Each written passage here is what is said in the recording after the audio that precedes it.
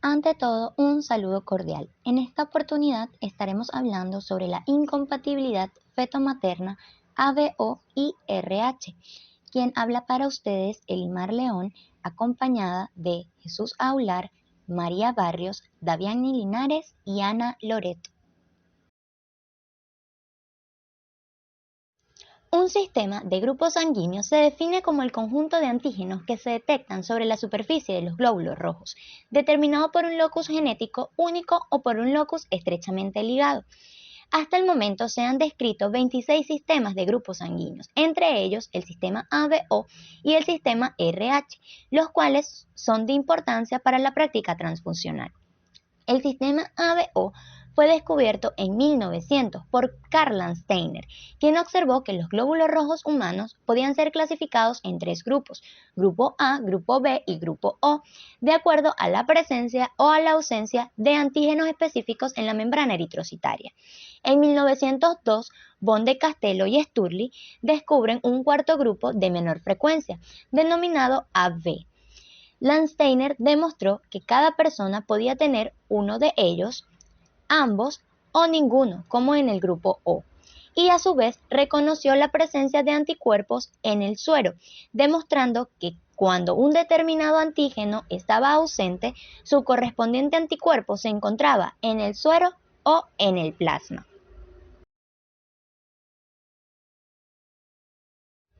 Por su parte, el sistema RH fue descubierto en 1940 por Landsteiner y Wiener, quienes inyectaron conejos y cobayos con glóbulos rojos del mono rhesus, obteniendo un anticuerpo capaz de aglutinar los eritrocitos del mono y del 85% de la población caucásica. A las personas cuyos glóbulos rojos fueron aglutinados por este suero lo denominaron RH positivo, y a las que no demostraron aglutinación fueron denominados RH negativa.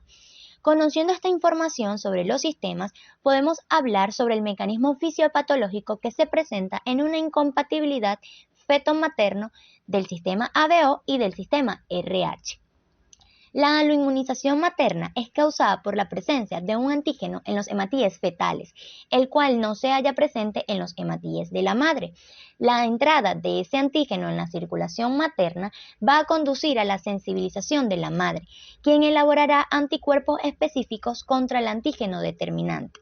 Estos anticuerpos atraviesan la placenta, penetran la circulación fetal y se unen a los hematíes fetales, causando su destrucción y eliminación de la circulación, llevando a las distintas manifestaciones patológicas, clínicas y hematológicas que caracterizan al síndrome conocido como enfermedad hemolítica del recién nacido.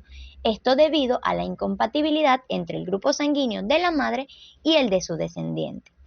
El paso transplacentario de hematíes fetales a la circulación va a estar facilitado por diversos factores, como la estructura de la placenta, el adelgazamiento que ésta experimenta a medida que aumenta su extensión y pequeñas roturas de las vellosidades que permiten el paso de las células fetales.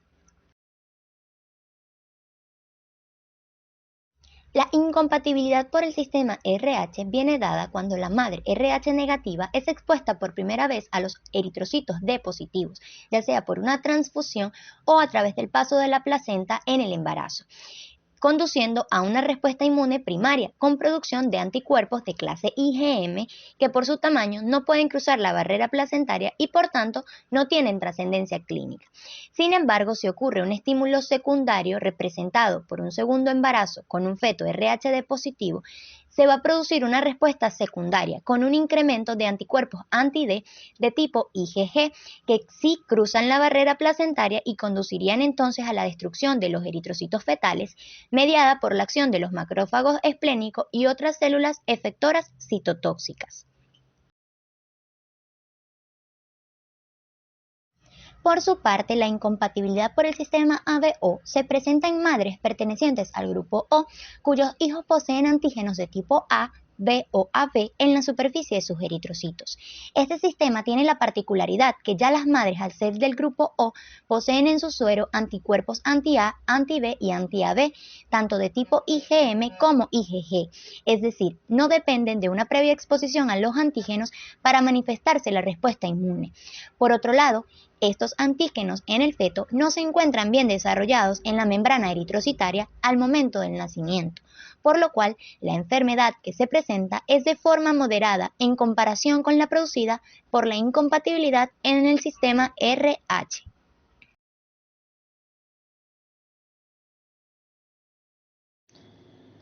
¿Quién les habla?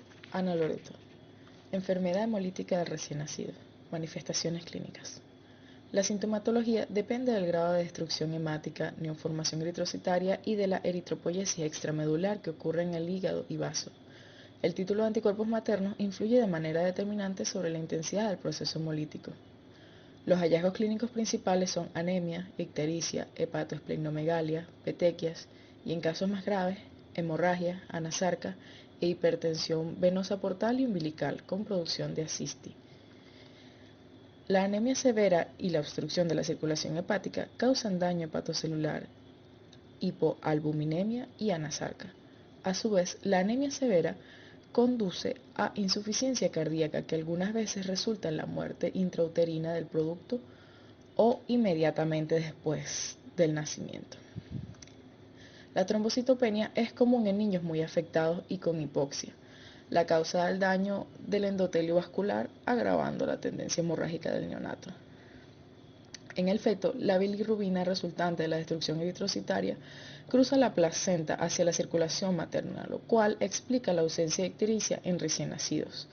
Después del nacimiento persiste la hemólisis, pero ya el niño no dispone del mecanismo de excreción placentaria de la bilirrubina. Se ha considerado que aproximadamente un 5 al 15% de los recién nacidos afectados por eritroblastosis desarrollan un queníctero que si no son tratados, de ellos el 70% fallecen en el curso de los primeros 7 días y el 30% resultante que sobrevive de la fase aguda presentan secuelas neurológicas, constituyendo el 10% de todos los casos de parálisis cerebral. En el grupo que sobrevive, los signos de lesión cerebral consisten en una espasticidad leve o grave, atetosis, trastornos auditivos y alteraciones de los movimientos oculares. La ictericia intensa sin signos definidos de lesión cerebral puede dejar como secuela una reducción del cociente intelectual alrededor de un 12%.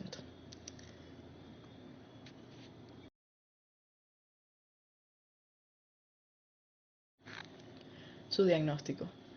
El diagnóstico prenatal debe iniciarse con la evaluación clínica y de laboratorio del paciente gestante, la cual comprende antecedentes de transfusiones, números de embarazos previos, que incluyen patologías de niños anteriores en relación a este problema, como lo son la ictericia, el queníctero, hidrops fetalis, fetos muertos, abortos con o sin curetaje, cesáreas, embarazos ectóticos, forceps, entre otros, los cuales son factores predisponentes a la inmunización. Condiciones clínicas sobreagregadas, tales como diabetes, chagas, sífilis, toxoplasmosis, toxemia, que pueden jugar un papel importante en el transcurso del embarazo y condición final del feto.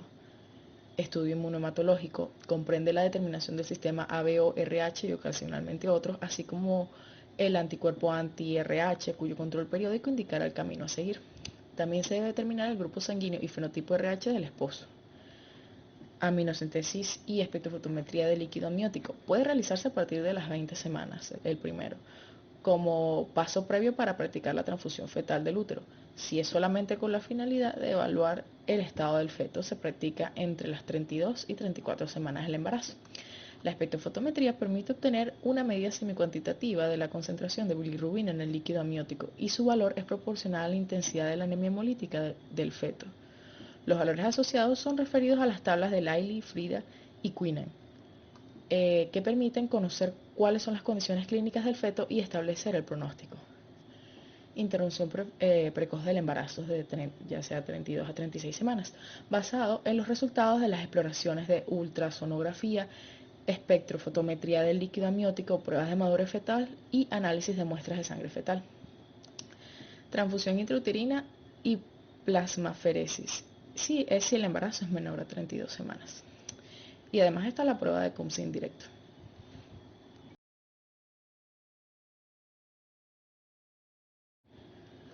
Prueba de CUMS indirecto.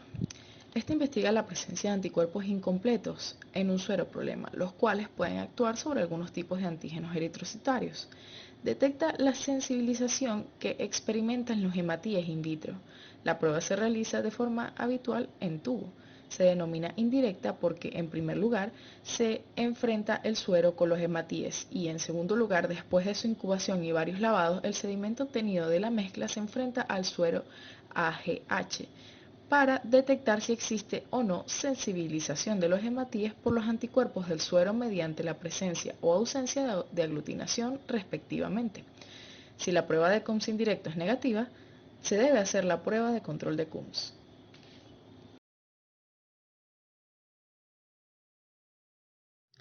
Buenas tardes, quien les habla María Barrios. Cuando una prueba de Coombs es positiva, debe indicarse el anticuerpo participante y el titulado de aglutininas, anti-RH del mismo, el cual ha de monitorearse durante el resto del embarazo, cada 2 semanas. Esto es en caso de hallarse títulos superiores, y así definir la gravedad del proceso hemolítico en el momento del embarazo. Esta valoración incluye ecografía para conocer la función cardíaca, el volumen del líquido amniótico y la velocidad del flujo sanguíneo en la arteria cerebral media. La evaluación del líquido amniótico se da por medio de una amniocentesis. Dicho líquido será evaluado por espectrofotometría para determinar el contenido de la bilirrubina y establecer la gravedad de la hemólisis. Al momento de nacer, se le realizará otras pruebas determinantes al recién nacido.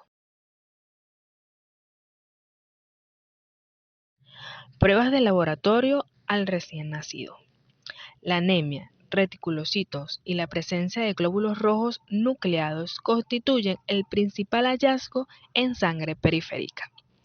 Sin embargo, existen otras pruebas cuyas determinaciones iniciales deben ser practicadas en muestras provenientes de sangre del cordón umbilical. Estas pruebas son hemoglobina hematocrito. La cifra de hemoglobina en la sangre del cordón constituye la pauta de mayor valor para la evaluación de la severidad del proceso. En casos severos, la hemoglobina puede llegar a ser de 3 gramos decilitros o menos. El contagio de reticulocitos. En el recién nacidos con formas leves de la enfermedad pueden alcanzar los contagios de reticulocitos a un 40 y 50%. Eritroblastos. Un hallazgo importante es el gran incremento de eritroblastos, alcanzando cifras hasta 100 y 200%. Al igual, una leucocitosis marcada también puede acompañar dicho cuadro, aun cuando en el recién nacido normal pueden existir cifras de 10.000 a 15.000 células por microlitro. Bilirrubina. Como ésta se excreta a través de la placenta, los niveles en la sangre del cordón no dan una idea exacta acerca de la intensidad de la hemólisis. Luego del nacimiento, los valores pueden llegar hasta 40 o 50 miligramos de decilitro, si el niño no está tratado. Aunque los ascensos rápidos de la bilirrubina en las primeras 72 horas luego de su nacimiento son ocasionadas por la destrucción inmune de los eritrocitos. Albúmina. Una capacidad de saturación de la albúmina de un 25% indica que solo queda disponible el equivalente a 1 gramo albúmina por decilitro, que es un nivel peligrosamente bajo, que amerita de tratamiento inmediato, administración de albúmina o fototerapia.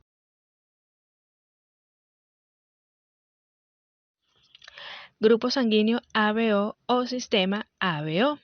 Comprende 2 partes, una prueba celular para la determinación de los antígenos y una prueba sérica o grupo inverso para la determinación de los anticuerpos. Las 2 pruebas se practican simultáneamente porque ellas se complementan y en esta forma una verifica los resultados de la otra. El grupo sanguíneo es clasificado como A, B, AB u O, dependiendo de la presencia o ausencia de los anticuerpos anti-A o anti-B. Factor RH.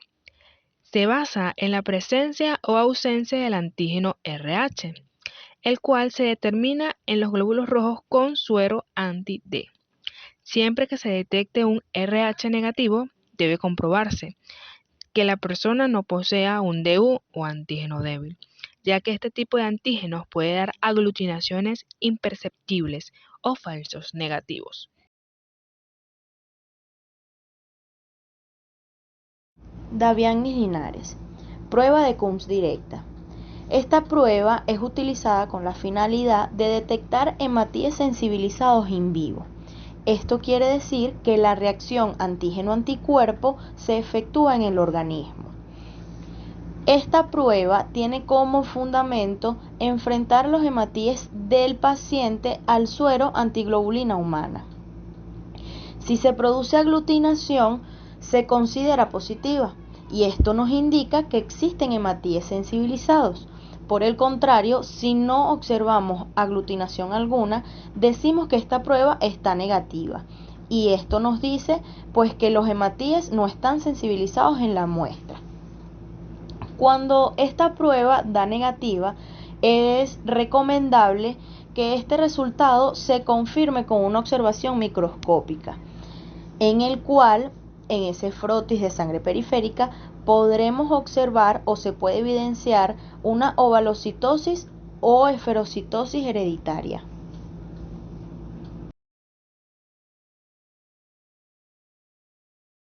Entre los tratamientos tenemos la exsanguinotransfusión, que es un recambio sanguíneo cuya técnica consiste en extraer lentamente la sangre del recién nacido y reemplazarla con sangre fresca de un donante. Este tratamiento tiene como objetivo o finalidad retirar los hematíes sensibilizados. Se aplica en recién nacidos prematuros con evidencia de enfermedad hemolítica, con una prueba de Coombs directa positiva y cuyos niveles de hemoglobina del cordón sean menor de 14 gramos decilitro y los niveles de bilirrubina por encima de 3 miligramos decilitro. La exsanguinotransfusión también debe aplicarse cuando se evidencia o se demuestra un aumento acelerado de los niveles de bilirrubina. Hablamos de un aumento de 0.5 miligramos por decilitro por hora. El tipo de sangre para este tratamiento debe ser fresca. No puede tener más de 3 a 4 días de ser extraída. En los casos de incompatibilidad RH, la sangre a utilizar debe ser RH negativo. Y en los casos de incompatibilidad AO, la sangre debe ser del grupo O y con el factor RH del niño. El volumen utilizado para recambiar es de 160 mililitros por kilo. Con este volumen se asegura un recambio de 90% de la masa eritrocitaria del recién nacido y un 25 al 30% de la bilirrubina.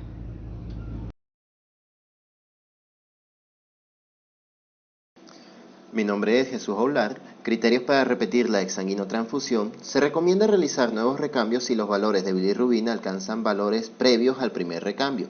Si fue realizada precozmente, la pauta será el aumento progresivo de la bilirrubina a razón de 0,5 miligramos por decilitro por hora o cuando alcance niveles peligrosos según las condiciones clínicas del paciente. No permitir que presenten manifestaciones clínicas ya que estas son irreversibles. Otros métodos para tratamiento son la fototerapia. Su mecanismo se basa en la capacidad de la luz para inducir la oxidación de bilirrubina no conjugada, la cual se transforma en productos de degradación hidrosolubles que se excretan a través del hígado y del riñón. Es un método valioso para el tratamiento de todas las formas de hiperbilirrubinemia neonatal, reduciendo la capacidad de repetir recambios sanguíneos o frecuentemente evitando las mismas. No previene la hemólisis, por lo que los valores de hemoglobina deben ser seguidos cuidadosamente. El uso de fenobarbital induce la maduración enzimática hepática, aumentando los niveles de glucuroniltransferasa, lo que genera reducción de los valores de bilirrubina indirecta. Se administra 3 miligramos cada 3 veces al día o al niño 5 miligramos por kilogramo por día. Su periodo de latencia es de 48 horas. Otras medidas auxiliares implementadas están el uso de clorhidrato de prometacina en la madre, el cual al pasar al feto interfiere con los mecanismos de fagocitosis de eritrocitos sensibilizados, pero también interfiere con la función de los linfocitos T del feto de recién nacido, por lo que no se recomienda su uso. La administración de estromas de eritrocitos RH positivos a la madre es otro método, lo que puede producir un cambio en la respuesta inmune de IgG para IgM o IgA. que no atraviesan la placenta, mecanismo controversial y no está confirmado. Se han empleado elevadas dosis de inmunoglobulina intravenosa, 400 miligramos por kilogramo por día, durante 5 días. Estas dosis de inmunoglobulina pueden atenuar la anemia hemolítica del feto, ya que reduce la producción global de IgG en la madre, incluyendo IgG anti-D. Otros mecanismos como la saturación de receptores Fc de la placenta, lo que bloquea el paso de anticuerpos anti-RH al feto. Anemia tardía. Un alto porcentaje de niños afectados por anemia hemolítica por incompatibilidad feto-materna, especialmente por RH, pueden desarrollar un cuadro de anemia de cierta importancia en las primeras 3 a 6 semanas de vida. Por ende, se requiere hacer dosificaciones de hemoglobina semanales o bisemanales.